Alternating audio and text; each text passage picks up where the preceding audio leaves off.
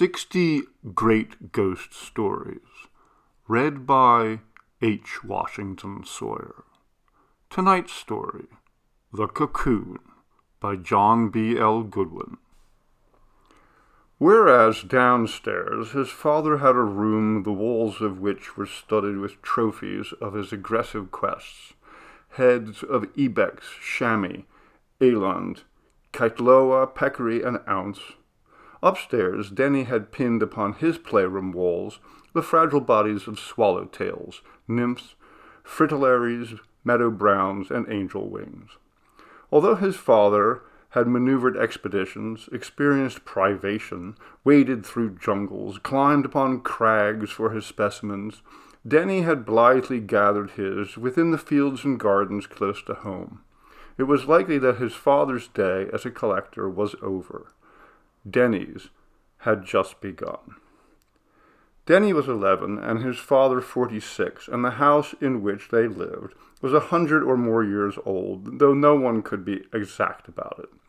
Mr. Pettibog, the postmaster in the shriveled village, said as how he could recall when the circular window on the second-floor landing hadn't been there, and Mrs. Bliss said that she knew that at one time what was now the kitchen had been a tap room because her father had told her about it.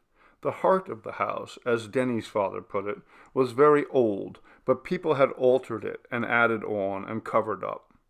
Denny's father had added the room where his heads were hung, but Denny's playroom must have been the original attic, because where the rafters of its high, abrupt ceiling were visible, the nails in them were square-headed, and here and there the timbers were still held together with wooden pegs. But the playroom, where Denny also slept, appeared to the casual glance anything but old. The floor was carpeted in blue, and curtains were yellow, and the bedspread blue and white. The wallpaper, which his mother had chosen for him before she left, was yellow willow trees on a pale blue ground, and to an alien eye the butterflies pinned to the walls seemed part of the design. It had been a long time since Denny's father had been up in the room, and although he knew that his son's collection of Lepidoptera, as he called them, was pinned upon the walls, he did not know, therefore, and could not reprimand his son for the damage they had done to the pretty wallpaper. Under each specimen a putty-colored blot was spreading over the blue paper. It was the oil exuding from the drying bodies of the dead insects. In one corner of the room was a chintz-covered chest, in which lay the remains of Denny's earlier loves.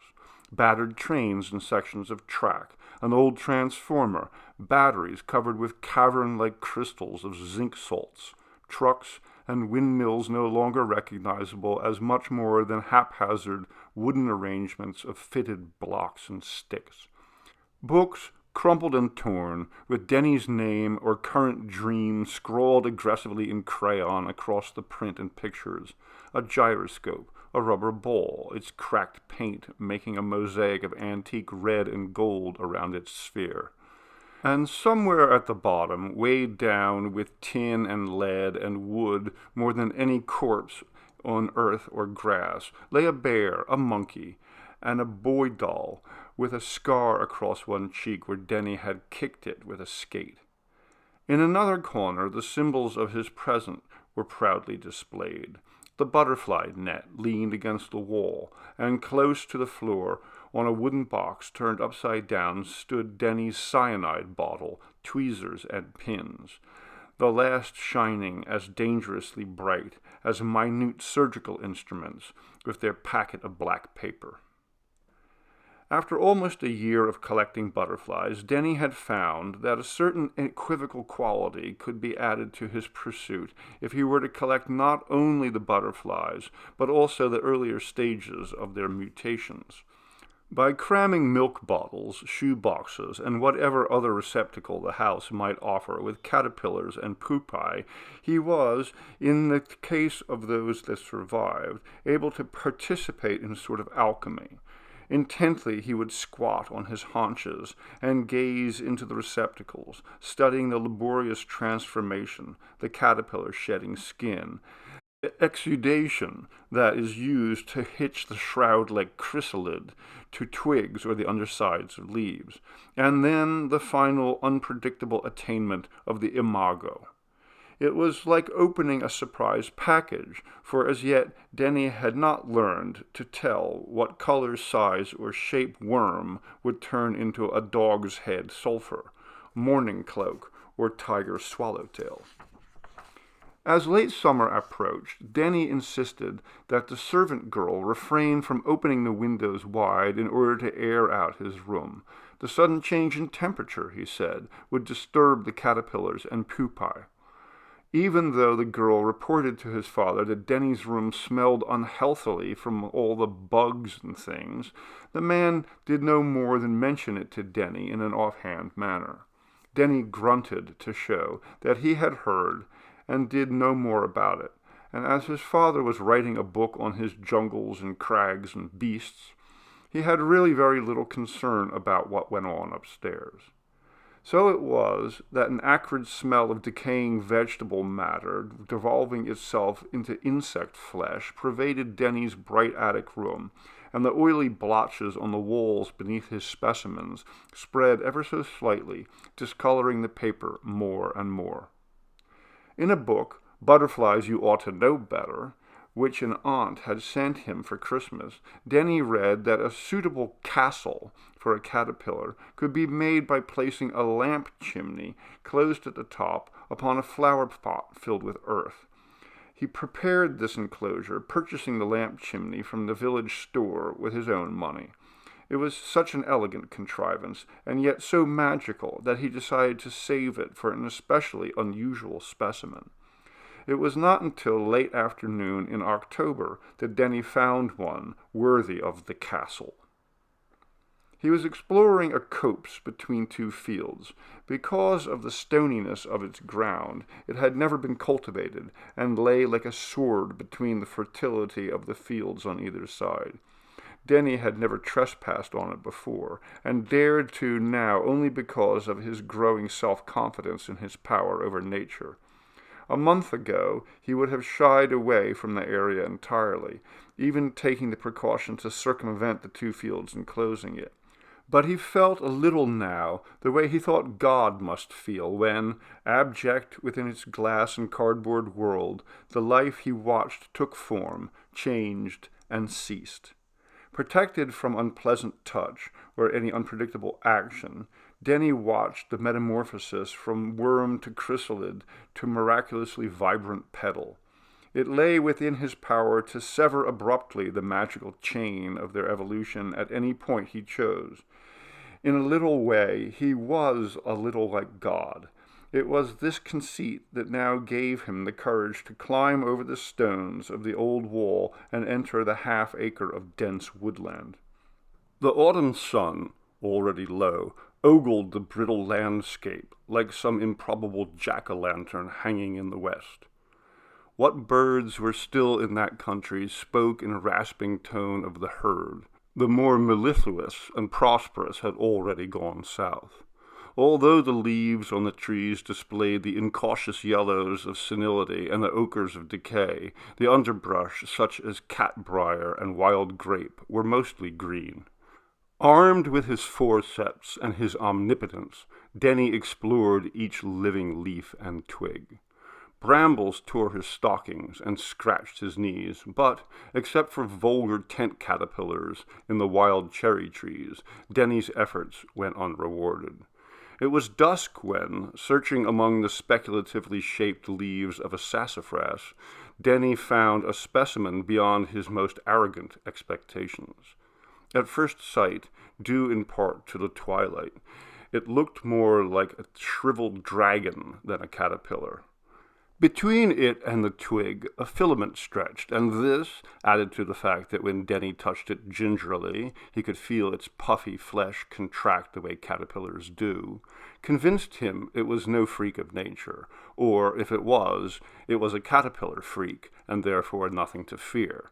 Tearing it cautiously with his tweezers from the twig, he put the monster in the diamond matchbox he always carried with him, and, running breathlessly, blind to briar and brambles, Denny headed home. It was supper time when he got there, and his father was already at the table, his left hand turning the pages of a book, while with his right he ladled soup into his mouth. Denny had clattered up the stairs before his father was aware of his presence.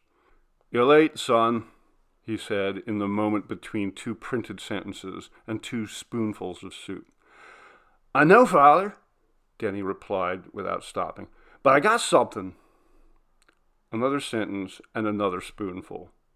"How many times have I told you to be explicit? Something can be anything, from a captive balloon to a case of mumps." From the second landing, Denny called down, "It's just something. I don't know what it is." His father mumbled, and by the time he had finished a paragraph and scooped up the last nugget of meat out of his soup and had addressed his son with the words, "Whatever it is, it will wait until you have your supper," Denny was peering at it through the glass of the lamp chimney. Even in the bright electric glare, it was reptilian. It was large for a caterpillar, between 4 and 5 inches long, Denny guessed, and it was a muddy purple color, its underside yellowish black. At either extremity it bore a series of 3 bony protuberances of a vermilion shade. They were curved sharply inward, and stiff little hairs grew from them. From its mouth there protruded a set of small, rasping claws, like those of a crustacean. Its skin was wrinkled like that of a tortoise, and the abdominal segments were sharply defined. The feet lacked the usual suction-like apparatuses caterpillars have, but were scaly and shaped like tiny claws. It was indeed worthy of its castle. It was not to be found in any of the illustrated books Denny had. He would guard it and keep it secret, and finally, when he presented its metamorphosis into a winged thing to the world, his father's renown as the captor of extraordinary beasts would pale beside his own, the only thing he could guess at, and that because of its size, that it was a larva of a moth rather than of a butterfly. He was still peering at it when the servant girl brought up a tray. "Here," she said. "If you're such a busy little gentleman that you can't spare time for supper like an ordinary boy, if I had my way, you'd go hungry." She set the tray down on the table. "Phew," she said. "The smell in this room is something awful. What have you got in there?" She was about to peer over Denny's shoulder. "Get out!" he shrieked, turning on her. "Get out!" "I'm not so sure I will if you speak to me like that." He rose and in his fury pushed her hulk out the door, slamming it and locking it after her. She started to say something on the other side, but what it was Denny never knew or cared, for his own voice screaming, "And stay out!" sent the young girl scurrying down the stairs to his father. It was typical of the man that he merely commiserated with the girl, agreed with her on the urgency of some sort of discipline for his son, and then, settling back to his pipe and his manuscript, dismissed the matter from his mind. The following day, Denny told the girl that henceforth she was not to enter his room, neither to make the bed nor to clean. "We shall see about that," she said, "though it would be a pleasure such as I never hoped for this side of heaven, were I never to enter that horrid-smelling room again." Again his father was approached, and this time he reluctantly called his son to him. "Ethel tells me something about you not wanting her to go into your room," he said, peering over his glasses.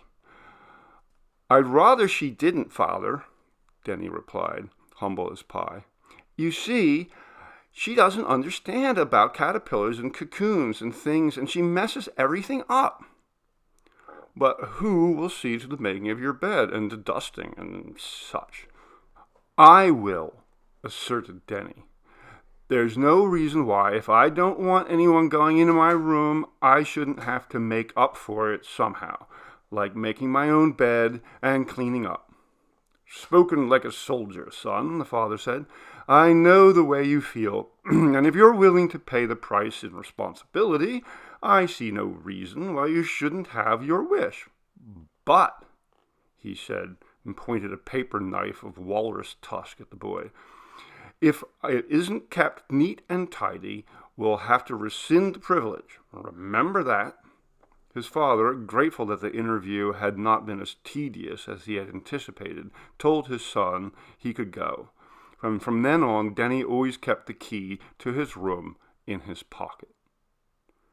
Because caterpillars ceased to eat prior to their chrysalis stage, and Denny's caterpillar refused to eat whatever assortment of leaves he tried to tempt it with, Denny knew that it had definitely been preparing its cocoon when he had plucked it from the sassafras branch.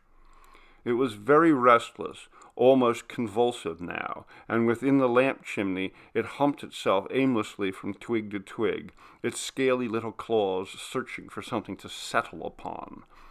After a day of such meanderings, the caterpillar settled upon a perpendicular crotch of the twig and commenced to spin its cocoon. By the end of 24 hours, its silken alembic was complete. Though there was now nothing for Denny to observe, he still squatted for hours on end, staring at the cocoon that hung like some parasitic growth from the sassafras twig.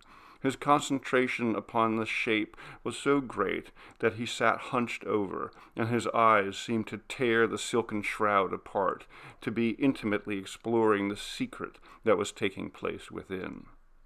Now Denny spent less and less of days out in the open searching for more common types of chrysalid with which he was acquainted. Such were for him garnets would be to the connoisseur of emeralds. His lean, tanned face became puffy, and the palms of his hands were pale and moist. The winter months dragged on, and Denny was as listlessly impatient as what was inside the cocoon. His room was cold and airless, for a constant low temperature must be kept if the cocoon was to lie dormant till spring. His bed was seldom made, and the floor was thick with dust and mud. Once a week the girl left the broom and dustpan along with clean sheets outside the door, but Denny took only the sheets into the room, where they would collect into a stack on the floor for weeks at a time. His father took no notice of his condition other than to write a postscript to what was an otherwise legal and splenetic letter to his wife, that their son looked peaked, and upon receiving an apprehensive reply, he casually asked Denny if he were feeling all right. The boy's affirmative, though non-committal answer, seemed to satisfy him, and dropping a card to his wife to the effect that their son professed to be in sound health, he considered himself released from any further responsibility. When April was about gone, Denny moved his treasure close to the window, where the sun would induce the dormant thing within into fire. In a few days, Denny was sure that it was struggling for release, for the cocoon seemed to dance up and down idiotically upon its thread. All that night he kept vigil, his red and swollen eyes focused on the cocoon as upon a hypnotic object. His father ate breakfast alone, and by 9 o'clock showed enough concern to send a servant girl up to see if everything was all right. She hurried back to report that his son was at least still alive enough to be rude to her. The father mumbled something in reply about the boy's mother having shirked her responsibilities. The girl said that if it pleased him, she would like to give notice. She was very willing to enumerate the reasons why, but the man dismissed her casually with the request that she stay until she found someone to take her place. At 10, Denny was positive that the cocoon was about to break. By 10:30, there was no longer any doubt in his mind. Somewhat before 11, the eclosion took place. There was a convulsive movement inside the cocoon, opened at the top with a faint rustle of silk. The feathery antennae and the 2 forelegs issued forth, the legs clutching the cocoon in order to hoist the body through the narrow aperture. The furry and distended abdomen, upon which were hinged the crumpled wings, was drawn out with effort. Immediately the creature commenced awkwardly to climb the twig from which the cocoon was suspended. Denny watched the procedure in a trance. Having gained the tip of the branch and unable to proceed farther, the insect rested, its wings hanging moist and heavy from its bloated body. The abdomen, with each pulsation, shrank visibly and gradually, very gradually. The antennae unfurled and the wings expanded with the juices pumped into them from the body. Within an hour, the metamorphosis of many months was complete. The beast, its wings still slightly damp, though fully spread, fluttered gently before the eyes of the boy. Though escaped from its cocoon, it lay imprisoned still behind the glass. Denny's pallor was suddenly flushed. He grasped the lamp chimney, as if he would hold the insect to him. This was his miracle, his alone. He watched with a possessive awe as the creature flexed its wings, although it was still too weak to attempt flight. Surely this specimen before him was unique. The wings were easily 10 inches across, and their color was so subtly graduated that it was impossible to say where black turned to purple, and purple to green, and green back to black. The only definite delineations were a crab-like simulacrum, centered on each hind wing, and upon each forewing the imitation of an open mouth, with teeth bared. Both the crabs and the mouths were chalked in white and vermilion. By noon Denny was hungry, yet so overcome with nervous exhaustion that he almost decided to forego the midday meal. Aware, however, that an absence from 2 meals running would surely precipitate an intrusion by his father, with the servant girl as proxy, he reluctantly left his room and went downstairs to face his father over luncheon. Despite his compliance, the father was immediately aware of the transformation in his son. "Spring seems to have put new life into the lad," he said, turning over a page in his book. "You are like your mother in that respect, and in that respect only, thank God. She never did do well in cold weather." It was the first time that he had mentioned the mother to the son since he had been forced to explain her departure obliquely some 5 years before. The boy was shocked, but as the opportunity had arisen, he hastily decided to follow up the mention of his mother. It was unseemly that he should disclose any sentiment, so he hesitated and calculated before putting his question. "Why doesn't she write or send me presents?" he asked. His father's pause made him almost unbearably aware of the man's chagrin in having opened the subject. He didn't look up at the boy as he answered, "Because legally she's not allowed to." The remainder of the meal was passed in silent and mutual embarrassment. Denny returned to his room as soon as he could respectfully quit the table, and while unlocking the door, for an awful moment the possibility that the moth might have escaped, might never really have been there, scorched Denny's mind. But it was there, almost as he had left it, only now it had changed its position, the spread of its wings being nearly horizontal, and in this position Denny realized that the lamp chimney was too narrow to allow it free movement. There was no receptacle in the room any larger, and in Denny's mind there paraded the various jars, vases, and other vessels in the house that had from time to time in the past served as enclosures for his specimen. None of them was large enough. Without sufficient room, the moth, as soon as it attempted flight, would in no time at all damage its wings. In a kind of frenzy, Denny racked his brains for the memory of some container that would satisfy his needs. Like a ferret, his thoughts suddenly pounced on what had eluded him. In his father's room, a huge crystal tobacco jar with a lid of repoussé silver stood on an ebony tabouret beneath the smirking head of a tiger. There was no time to lose, for within 5 hours after emerging from a cocoon, a moth will try its wings in flight.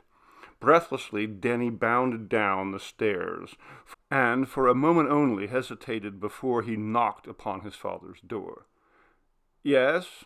his father asked querulously, and Denny turned the knob and walked in. "Father," he began, as he had not yet caught his breath. "Speak up, boy. Stop shaking. Why, even confronted by a rogue elephant, I never shook so." I want to borrow something," the boy managed to stammer. "Be more explicit. Be more explicit. What do you want? A ticket to Fall River, a $100 bill, a dose of ipecac. The last would seem the most logical, to judge from your looks." Hating his father as he had never hated him before, the boy spoke up. "I want to borrow your tobacco jar." "Which one?" the father parried. "The elephant foot the president gave me, the Benares brass, the Dutch pottery one, the music box." The boy could bear this bantering no longer. "I want that one." He pointed directly where it stood, half full of tobacco. "What for?" his father asked. The boy's bravura was suddenly extinguished. "Speak up. If you make extraordinary request, you must be ready to back it up with a motive." "I want it for a specimen." "What's wrong with all the containers you've already appropriated from kitchen, pantry, and parlor?"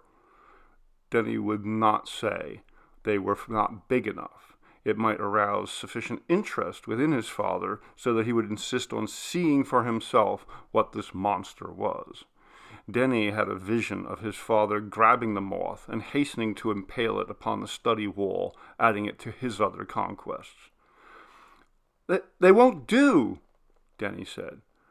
"Why won't they do?" "They just won't." "Be explicit," his father thundered at him. "I want to put some stuff in it that won't fit in the others." "You will stand where you are without moving until you can tell me what you mean by stuff." His father laid down his glasses and settled back into his chair to underscore the fact that he was prepared to wait all day if need be. "Chrysalids and dirt and sticks and food for them," the boy mumbled. The man stared at Denny as if he were an animal he had at bay. "You intend to put that filth in that jar?" Denny made no answer. His father continued. "Are you by any chance aware that that jar was a gift from the Maharaja of Udaipur? Have you the faintest conception of its intrinsic value aside from the sentimental one? And can you see from where you stand that, besides any other objections I might have, the jar is being employed for what it is intended for? And if for one moment you think that I am going to remove my best tobacco from my best jar so that you can use it for a worm bowl, you are, my lad, very much mistaken." The man waited for the effect of his speech, and then added, "Go and ask Ethel for a crock." It was useless for Denny to attempt to explain that he wouldn't be able to see through a crock. Without a word, he turned and walked out of the room, leaving the door open behind him. His father called him back, but he paid no mind. As he reached the second landing, Denny heard the door slam downstairs. A half an hour had been wasted, and, as he had been sure it would, the moth, having gained control over itself, was in the first struggles of flight. There was only one thing to do. Denny went to the corner where he kept his equipment. Returning, he lifted the lid from the lamp chimney, and reaching inside with his forceps, clutched the moth with a certain brutality, though he took pains to avoid injury to its wings. Lifting it out, the beauty of so few hours, Denny once again felt his omnipotence. Without hesitation, he he plunged the moth into the cyanide jar and screwed down the lid. The wings beat frantically with the effort that should have carried the moth on its first flight through the spring air. Breathless, Denny watched for fear the wings would be injured. The dusty abdomen throbbed faster and faster. The antennae twitched from side to side. With a spasm, the abdomen formed a curve to meet the thorax. The eyes, still bearing the unenlightened glaze of birth, turned suddenly into the unknowing glaze of death. But in the moment that they turned, Denny thought he saw his distorted image gleaming on their black china surfaces, as if in that instant the moth had stored his image in its memory.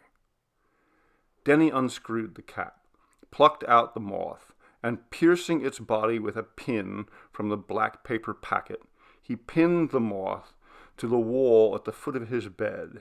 He gave it a place of honor, centering it upon a yellow willow tree. From his bed he could see it first thing in the morning and last thing at night. A few days and nights passed, and Denny, though still on edge, felt somewhat as a hero must returning from a labor. The untimely death of the moth had perhaps been fortuitous, because now, in its death, the creature was irrevocably his. The meadows were already filled with cabbage butterflies, and Denny would go out with his net and catch them. But they were too common to preserve, and so, having captured them, he would reach his hand into the net and squash them, wiping the mess off in the grass. It was less than a week after the death of the moth when Denny was awakened in the night by a persistent beating on his window pane. He jumped from bed, switched on the light, and peered outside.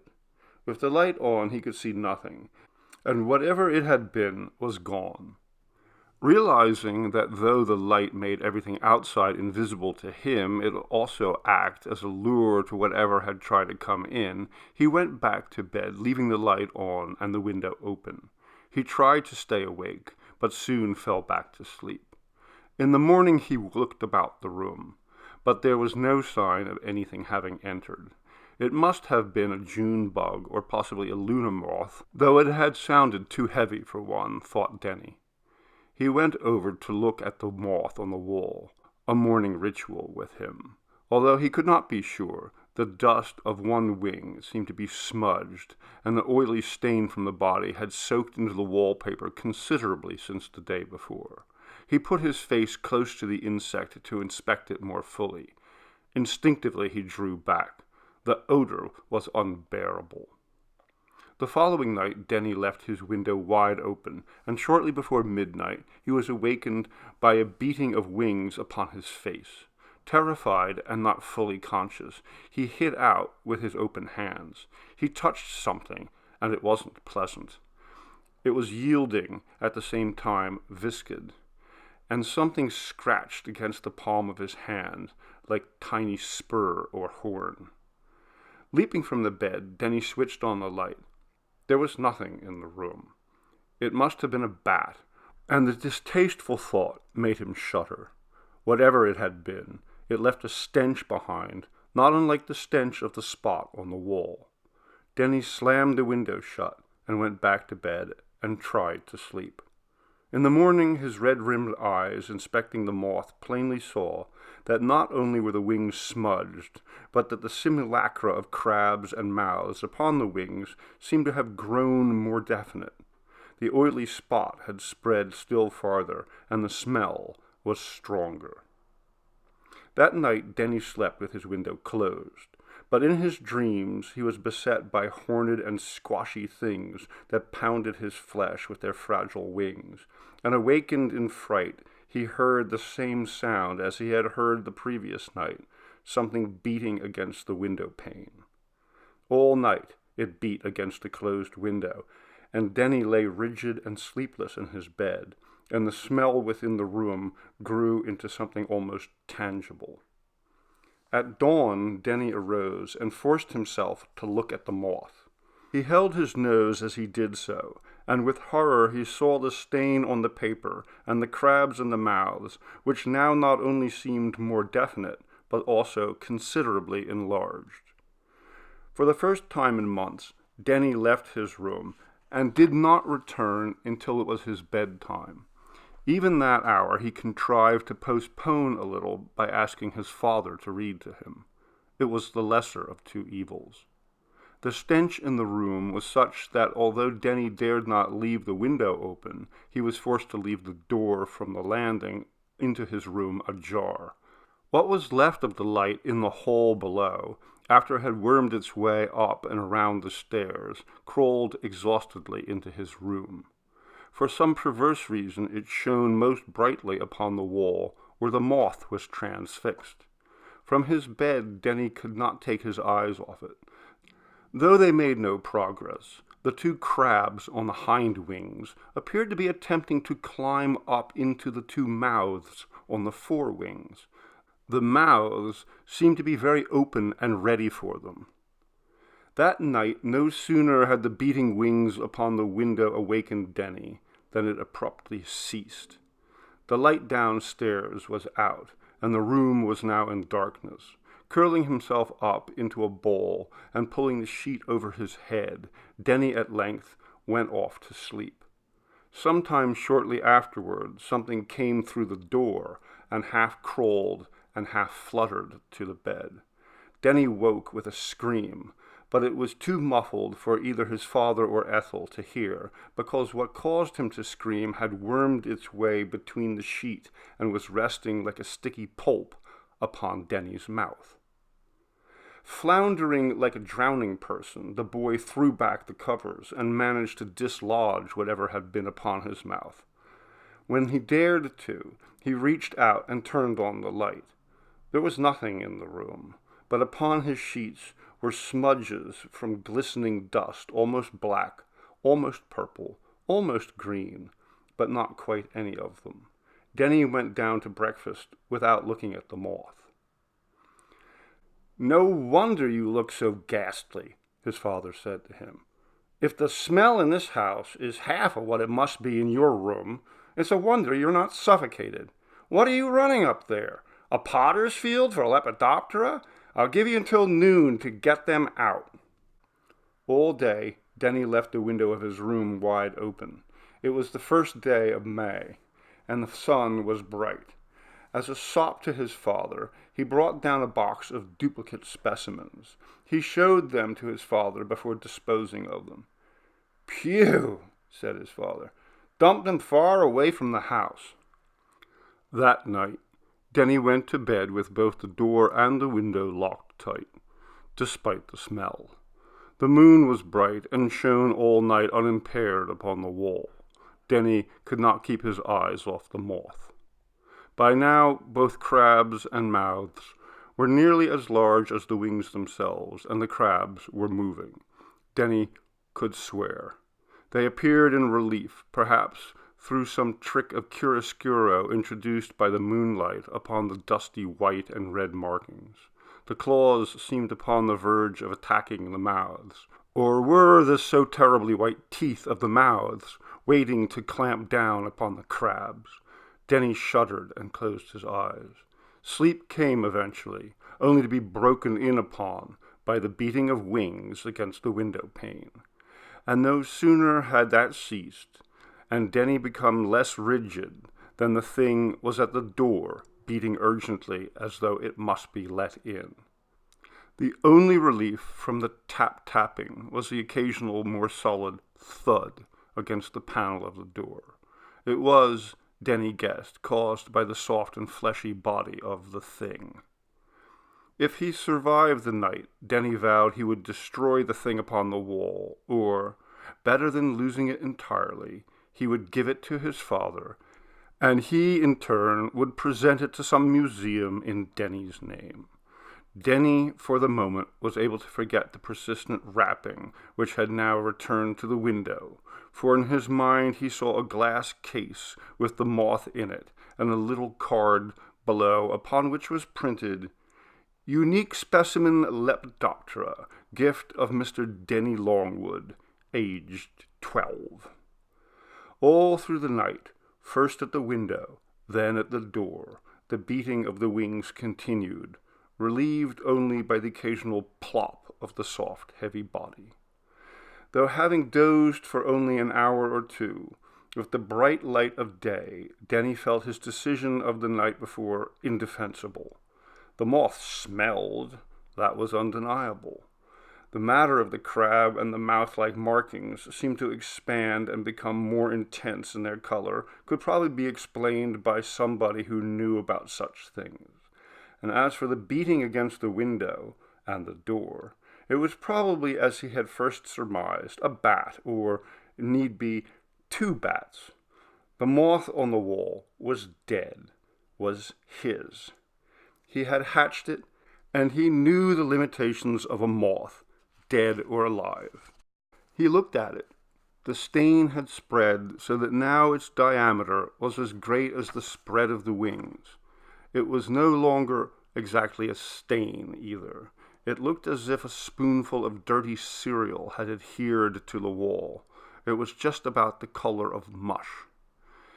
It will stop in time, like the others, just as soon as the abdomen dries up, thought Denny. At breakfast, his father remarked that the smell as yet hadn't left the house, and that it was in fact stronger, if anything. Denny admitted that it might take a day or more before it was completely gone. Before the meal was over, his father told Denny that he was looking so badly that he had better see Dr. Phipps. "How much do you weigh?" he asked. Denny didn't know. "You look," his father said, "all dried up like one of those pupae you had upstairs." The moon shone bright again that night. In spite of his logic of the morning, Denny felt sure that the movement of the white and vermilion crabs up to the white teeth and vermilion lips was more than just hallucination, and the beating of the wings started at the window again, then at the door, then back to the window, and, in a way, worse than that, the plop now and then of the body against the barrier. Though he tried to raise and look out when it was at the window, his limbs would not obey him. Hopelessly, his eyes turned to the wall again. The crab-like spots clicked their tiny claws together each time the wings struck against the window pane, and each time the plump, squashy body went plop, the teeth snapped together between the thin-lipped mouths. All at once, the stench within the room became nauseating. There was nothing for Denny to do but to make for the door while whatever it was still pounded at the window. As much as he feared and hated him, his father's cynical disbelief was to be preferred to this terror. Denny refrained from switching on the light for fear that it would reveal his movements to the thing outside. Halfway across the room, and shivering, he involuntarily turned his head, and for a moment his feverish eyes saw what was outside before it disappeared. Denny rushed for the door and unlocked it, but as he twisted the knob, something beat against the other side of the door, pushing it open before Denny could shut the door against it. When luncheon was over, Ethel was sent upstairs to see what had happened. She was so hysterical when she came down that Denny's father went up to see for himself. Denny lay in his pajamas on the floor just inside the door. The skin of his lonely and somewhat arrogant face was marred by the marks of something pincer-like, and from his nose, eyes, ears, and mouth, a network of viscid filaments stretched across his face to the floor as though something had tried to bind his head up in them. His father had some trouble in lifting him up because the threads adhered so stubbornly to the nap of the blue carpet. The body was feather-light in the father's arms. The thought that the boy had certainly been underweight passed inanely through his father's mind. As he carried his son out, his eyes fell upon a spot on the wall at the foot of the bed. The pattern of a willow tree was completely obliterated by a creeping growth that looked like fungus. Still carrying his son, the man crossed over to it. A pin protruded from its center, and it was from this spot, Mr. Longwood could tell, that the terrible smell came.